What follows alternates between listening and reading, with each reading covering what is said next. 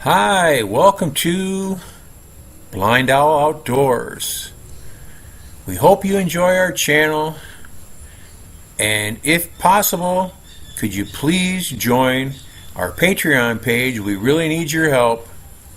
It's been a long, hard road. Thank you. Hi, welcome to BlindOwl Bushcraft and Survival. Just made a new walking stick here. So you guys get a general look at it. It's a piece of hard, thorny bamboo, about a little over 4 foot long. Not sure. It's the perfect length that when my arm is straight out holding it, my arm to elbow is just above 90 degrees, which is what you want. I put on a jute twine wrap for a handle. Absolutely fantastic grip. I'm thinking about putting on the rubber cement coating on it like I did for my knives. I don't know if I will or not. That would seal it so it wouldn't get all rotten from sweating and stuff like that. I took another piece of jute twine. It's a jute twine cordage. And when I got about here, wrapping the cords around, I just laid this loop down on the ground, or on the wood, and I just kept wrapping over the top of it. It's in there so good there's no way you could possibly pull it out. And the other interesting thing about the bamboo hiking sticks is right here is a joint, so from here to the top it's hollow, and it's just a little too big for a cork. And you see it's got a hollow spot in there. I could put in 4 or 5 nice pieces of fat wood in there. I could put a small pocket knife in there, or a lighter, some fishing line, stuff like that if I wanted to. Make it like a little survival kit possibly. I would be more leaning to a fire kit, but having a nice little roll of fishing line and a couple hooks and a couple split sinkers wouldn't hurt at all anyway. And then I wrapped the cork with Teflon tape like you'd use for plumbing, so I got something that's somewhere near the same size, and then just make sure to just keep it turned in the direction that I put it in, and it seals it up pretty nice. I've got a really nice walking stick that I've had for probably 15, 16 years now, made out of the same type of bamboo as this. This is hard bamboo, 30 bamboo, and I've got a cordage wrapped around it, which is just like I believe it's a clothesline if I'm not mistaken. It could be paracord, but I think it's clothesline. And it's just as good as the day that I harvested it. Someone was cutting bamboo. I think my father-in-law was. But I used the I call it the spiral braid. This part right here just spirals all the way up through the knot, and it gives you a nice big something to grab hold of. The jute twine's real nice because it's real nice and rough. It's definitely non-slip. The whole thing doesn't move even a fraction of an inch. And actually what I'm going to do next time is I'm going to put a couple loops down. I'm just going to put a couple loops that hang down about 1 inch, so that if I wanted to I could clip a water bottle on it or something like that. A small water bottle. You wouldn't want a big one on your walking stick because it'd be a pain in the ass, but a small one would be nice, like it's just I don't know, here what would be a quarter of a liter or something like that. They're not very big. Or one of these little small pop bottles they got now, something like that. Just you had something to take a swig of if you wanted to. And you can decorate it much more, of course. This is just very plain, but I really like the spiral braid. And all it is half hitches, one after another, and the half hitch moves its way around. This is the hitch right here, just moves around as the thing goes. You can alternate the hitches back and forth, and it'll put kind of a line straight up the stick. And you can go like to here, and then twist the half hitch the other way, and then from here it would spiral this way around. Well, just for something different looking, but I don't have any finish on it at all. I would like to sand this down just a touch, maybe some of these areas here, but I don't know if I will or not, because the original bamboo coating on there is still there on most of the stick, and that stuff lasts forever as long as it's not sitting in water. But it turned out real nice. And what's nice about the bamboo sticks is they're very light. But I could put this in the ground, and I could balance on it if I could actually balance, but it would hold my weight with no problem at all. And again, if you needed it where you're walking for a fire, you could easily smash it against another tree and it would split all up, so you could have firewood right there with you if you needed it. But it's, you can hear it. It's real nice and solid. The end, I just ended on another joint here, and it's just got a pinhole in the bottom of it. But it's pretty nice. And I know if I go on long walks, I like to take a stick with me. When I go to the city too, if I go like to Cebu City or something, I always bring a walking stick or a cane with me that I made. And I don't walk with it. I carry it on my bag, like in the hand grip, just like it's a club. And I just for a stick like that, I only make them waist high, so I can walk with it like a cane with my hand on top of it. And you can take a cane anywhere, on a boat, in a plane, anywhere. So you have a slight little weapon if you needed it or something like that.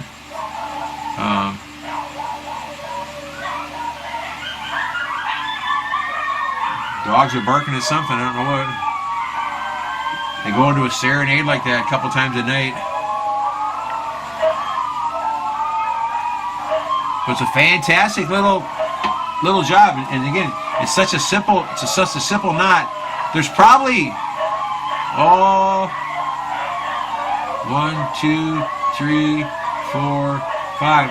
There's probably 5 or 6 feet of cordage here, maybe more. And again, this stuff can be cut off and used as tinder. And again, I would have in my fire kit, I'd also have a small ferro rod, for sure, and a lighter, and a few cotton balls, and mostly fatwood. So you'd have a guaranteed 2 or 3 fires, no matter what, and you'd have your own knife with you on your belt. You could put a striker in here. I probably put a flake.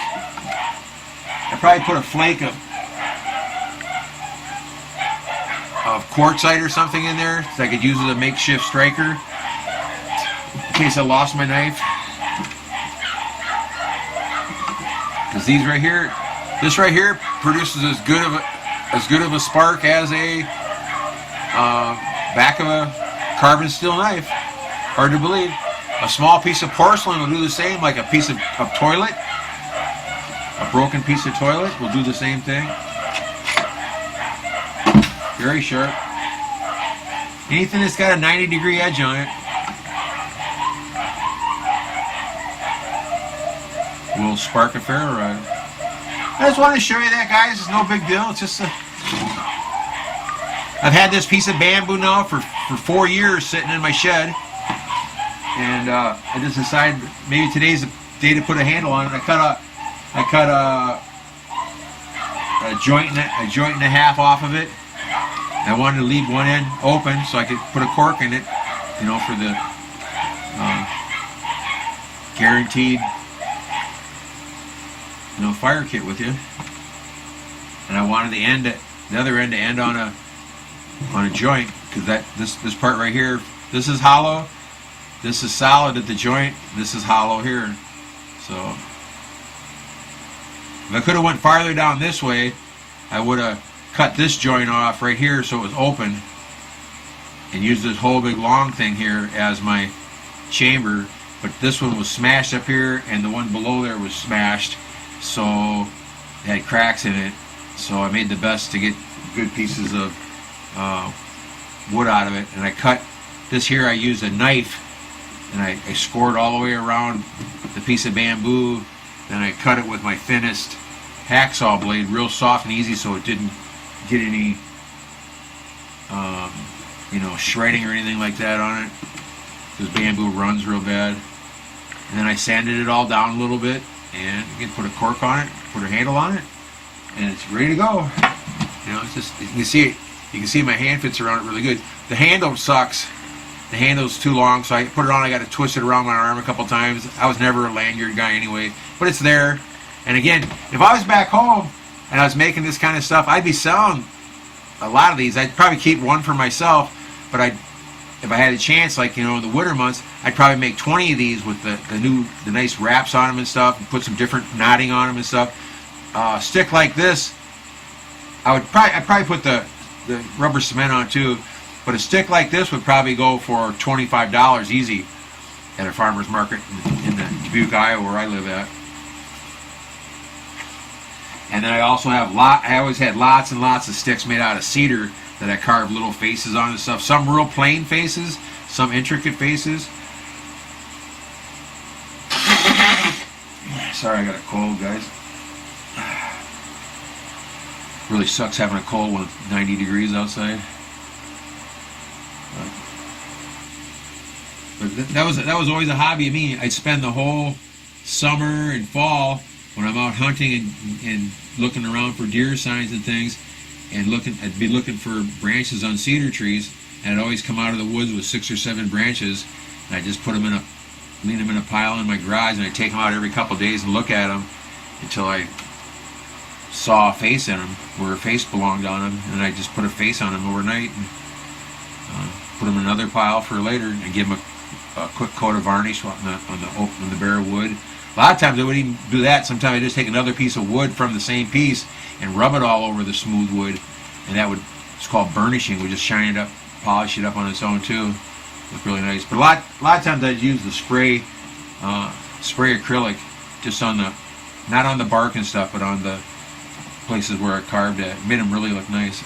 I got a couple videos out there in my sticks. If I think about it for this one here, I'll put a link on it. So you can see all my sticks that I made the year before I came here. And I made one stick from a mahogany branch here when I left. I carved it while I was waiting for dinners every night, stuff like that. It had really nice face on it. And when I carried that home with me as a cane, and so it didn't get damaged or anything like that. And I sold it that next summer before I came back again to stay forever. And I think I got $50 or $60 for it from a Filipino, which is very strange. A Filipino that was an engineer at John Deere, and he had a Caucasian wife, and he liked it right away. His wife saw he liked it. She's like, "Just buy it. I know you like it. It's from the Philippines." Blah blah blah. And I took out my book and I showed him. Had a notebook and I showed him. Here's the kids that live around my wife and her nephews and stuff, and they're in a poor area, and the kids look terrible. I mean, not terrible. They looked like they were poor kids sucking on lifesavers and, you know, different things. And I had a sign on my table saying all proceeds from my tables, vegetables, and everything else, my carvings, all goes to the poor people on the island of Bohol in the Philippines. And every week I'd send my wife. Yeah, the market was on Saturday. Sunday I'd write a letter to her, and then Monday I'd mail it with the money in it. Usually $100 to $150 I usually make a day on Saturday at the market, and send that to her for clothes and whatever she needed. And she was so smart, she saved the money. And before I got there, I was home for about 6 months, but before I came back, she saved up enough money that I sent her that she built her mom and dad a 3-bedroom cement block house with a tin roof on it. She's pretty smart. She had a $200 credit for something on the roof when I arrived, and I paid that off, and it's a really nice house. Best house they ever had in their life. They were used to living in little bamboo huts and stuff their whole life. But take care, everybody. Have a great time. Hope everybody voted for Trump. It's election day tomorrow morning. You already know the results by the time you see this video, but I got my fingers crossed, so we'll see what happens. Hashtag 22 day no more. Go and have some fun. Watch your six really close. if he wins, stay out of the cities. They're supposed to burn, so be extra careful. Take care. Thanks for watching. Take care.